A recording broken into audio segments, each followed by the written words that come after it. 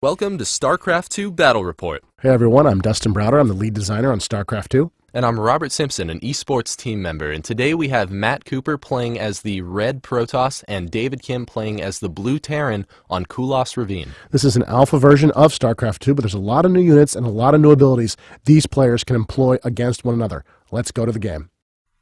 Here is Matt Cooper in the lower right hand of the map playing as the Red Protoss, and all the way across the map, across this huge battlefield, is David Kim playing as the Blue Terran.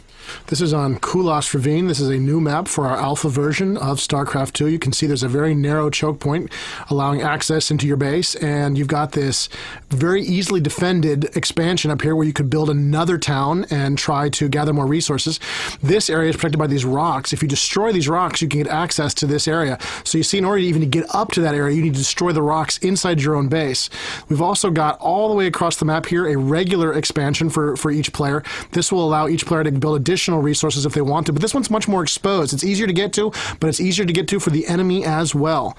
And in the middle of the map, we've got these Xel'Naga watchtowers, which allow players to see a huge area around them if they capture the towers. These will be critical during the battle, as these towers are right between both players, and capturing these towers will give both players a lot of information about what's going on across the map. And of course, being a good StarCraft 2 map, these areas are mirrored. It is balanced. You can see there is a similar position here next to the Protoss player as there was next to the Terran player. And finally, we've got these high yield expansions here. This is a place where you get access to high yield minerals. You collect additional resources for controlling that area, and both players would be highly incentivized over the course of the game to try to get control of those areas. But as with your expansions, they're much harder to defend. And so now on production, we can see both the players trying to keep up with the resources, pumping out another probe and SCV. We do see both the gateway and the barracks being built simultaneously. The Protoss and Terran player already have down at least one farm. We do see a probe and a supply depot out on the battlefield. Now that probe is scouting out just a little earlier than that SCV. They're likely going to see each other's scouts and be able to guess, use their intuition to find out where the other player is. We do see the Protoss player throw down an assimilator, so we're probably going to see him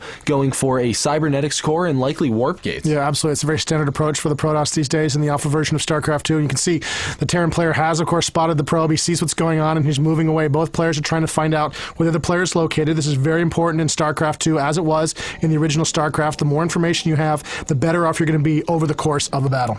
And back in Matt Cooper's base, we do see that assimilator is absolutely finished, and he's already mining from it with a total of 3 probes. So he's trying to get the most that he can out of that assimilator. Now we see that gateway hasn't started producing anything yet. He was saving up his minerals so that he can throw down that cybernetics core. He's relying on the size of the map here to protect himself. He's not building any ground troops because he knows it's a long distance from his base to the enemy base. So he's going to rely on that and hope the enemy doesn't get here anytime soon, allowing him to tech up a little bit more quickly.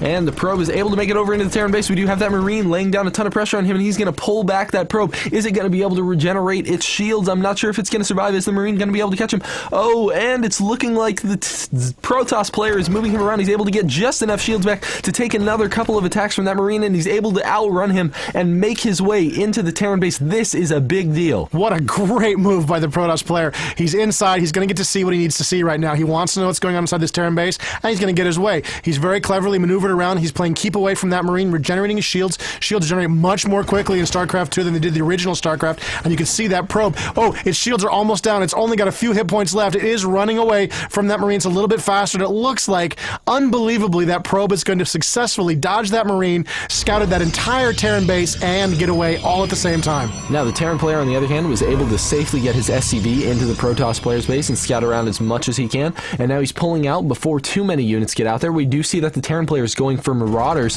which is pretty bad news for the Protoss player at this point, because he did just build the Stalker. Yeah, absolutely. So the Stalker is a great... Oh, and it looks like that probe almost got caught again by the SCV, but it does manage to get away, and here comes the Stalker. Now, the Stalker is a very dangerous Protoss grounding. It can shoot ground and air, and of course it has an ability to blink, which allows it to teleport anywhere it wishes to go within a short distance. Now, the absolute perfect counter for this unit is the Terran Marauder. It's a heavy ground infantry unit that fires concussion missiles, does a lot of damage to armored units like the Stalker, and it's the perfect choice to deal with this mobile Protoss threat. Is that SCV going to go? Yes, the final shot. We've got a Marauder engaging that Stalker. Both the units volleying at each other at the exact same time. We see lots of damage getting laid down. Who's going to win? Is it going to be the Marauder or the Stalker? Oh, and the Marauder is just able to get off that last shot right before the Stalker was able to kill him. Small gain for the Terrans, but still a gain nonetheless, as he takes down that Stalker that was threatening his base. And we see the Terran player here is actually planning on expanding. He's got a command center in production down at the very bottom of the screen. He's probably going to fly that up to that plateau just south of his base where he will be able to harvest safely, and the Protoss player may be unaware of it for quite some time unless he gets some flyers out to have a look at what's going on. Meanwhile, back in the Protoss base, because there's a lot of teching going on, a lot of resources being laid down here. Looks like he's got some more gateways on the way. He's got another simulator going down, and he's got a Twilight Council, which will allow him to build Immortals, it'll allow him to detect Dark Templars. It's really a gateway for a lot of choices for the Protoss. It'll allow him to build Charge on his Zealots, allow him to move much more quickly. A lot of choices coming out of that building, so we're going to see what the Protoss decides to do once he gets that tech in play. And so here David Kim has taken advantage of his ability to lift off and load a few SCVs into that command center and land them right on that high ground expansion. Oh, and the Protoss player looks like has built a proxy pylon, as we've come to call it, in this StarCraft 2 alpha build, where you actually build a pylon closer to a player's base so that you can warp units in much closer so that they can cover lots of ground very quickly. This is the only reason to put that pylon down right there, is so he can warp in units right there in the middle of the battlefield. This will significantly cut off the amount of time it takes the Protoss player to move across the battlefield. And we had the tech console up there just a second ago, and we saw that the Protoss player was researching Charge. This will allow his Zealots to move much more quickly, will allow him to catch, hunt down, and destroy those Marauders. And looking at the resourcing, we see both players are pretty even in their resourcing, so it looks like it's still a very, very close game. And there's the proxy pylon in operation. You can see all those forces just warped in there out of nowhere. Looks like the Marauders don't want to fight them quite yet. They're going to back up, hope not to be seen, but they are seen. Now the Stalkers are going to take some damage here from the Marauders, but it looks like the Terran player is really taking a beating. And wow, he's pulled one Stalker back, drawing the Marauders' fire, drawing it away from the stack, and the Protoss player wins the battle handily.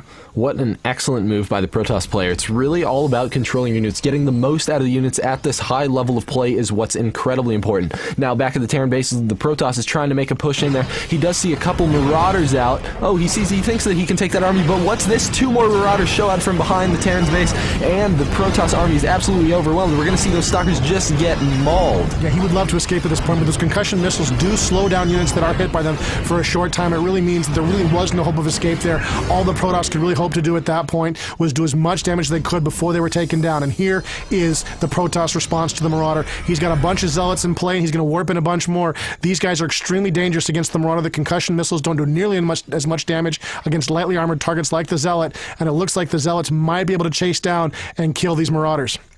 Ooh, and we're going to see those Marauders are hot on the tail of all those Zealots. Whoa, and it's looking like those 6 Zealots are feeling extremely zealous and are going to move right back in there and try and chase down all those Marauders. We got 3 more Zealots getting warped into play, and here they go. They're chasing down those 3 Marauders, only 3 remaining. Wow, and Charge is finished researching. They are going to be able to chase down the Marauders, no problem. Yeah, there's nowhere to run now, and the Marauders know it. Once that Charge comes online, you can see those blurs by the Zealots as they move so quickly. There's no escape for the Marauders now. They're just running for their lives, trying to escape inside the Terran base, preserve this force as long as he possibly can. And the Zealots are loose. They're loose inside the Terran base, and they're just trashing the place. They're going immediately for the SCVs, and you can see they're just tearing the place apart, killing as many SCVs as they can. The SCVs are turning, fighting back, desperately trying to stem the loss of life, trying to kill as many Zealots as they can. Oh my god, he's taking just a terrible beating in his economy. The Zealots are just cutting into those SCVs. Some Zealots are going down, but the SCVs are taking even worse damage. He's down to 25 SCVs, while the Protoss have 33 still in play by the time those Zealots leave the base. So now, the Protoss player probably thinks that he has this huge one up, but little does he know that the Terran player actually has